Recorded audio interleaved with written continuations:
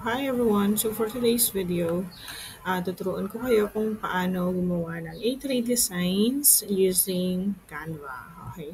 So by the way guys, hindi po pala ako gumagamit ng um, tawag dito, Photoshop kasi hindi ako marunong. So, inaaral ko pa siya as of the moment.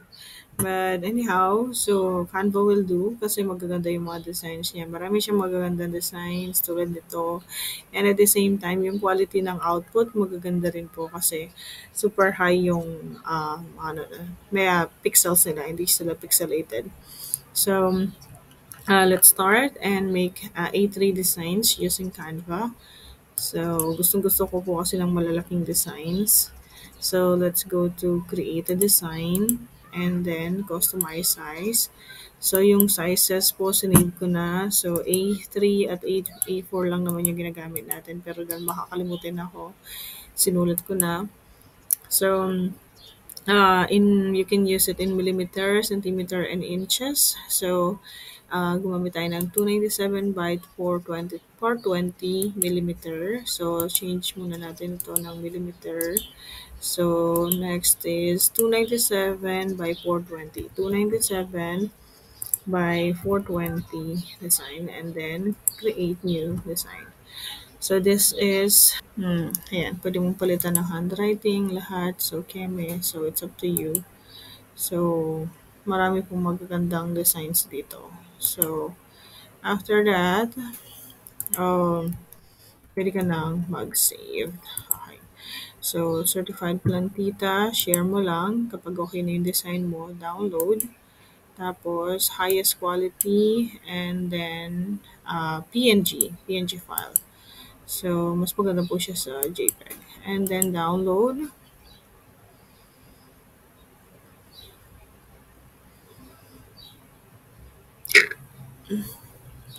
And then, save mo lang sa desktop. So, usually, sinasave ko po siya sa desktop kasi madali siyang hanapin at ayokong maghanap. Tamad akong maghanap sa mga folders.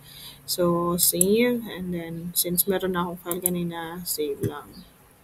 And then, ayun na nga. So, plantita. Ito na yung design natin, guys. So, kagandahan dito, highest quality. Kahit na-zoom in, zoom out mo, hindi po pixelated yung mga designs kasi highest quality. So, next is, kapag na-save nyo na po yung inyong design, punta ka sa Word Docs. Tapos, open ka ng blank document, layout, size, tapos punta ka ng A3 size. Tapos, anuhin mo lang yung sagad-sagaran mo yung mga borders niya. So, dito, sa baba, sa taas, at saka sa gilid-gilid, ilalim. Okay. So, tapos, minimize mo or, ang tawag dito, uh, maximize, minimize. Okay. So, minimize mo. Tapos, kunin mo yung design, drag and drop.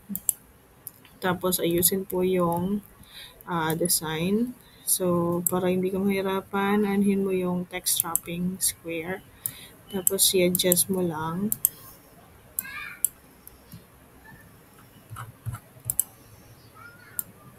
Make sure na sagad po hanggang ilalim at taas para makuha lahat.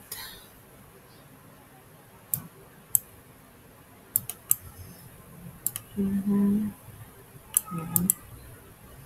Tapos, yan.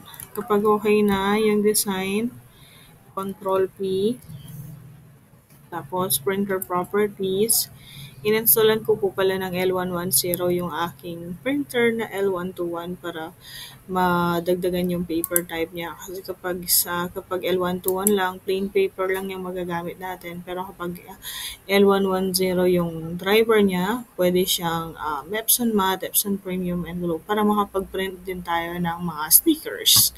Okay. So, yung document size is A4 and then highest quality.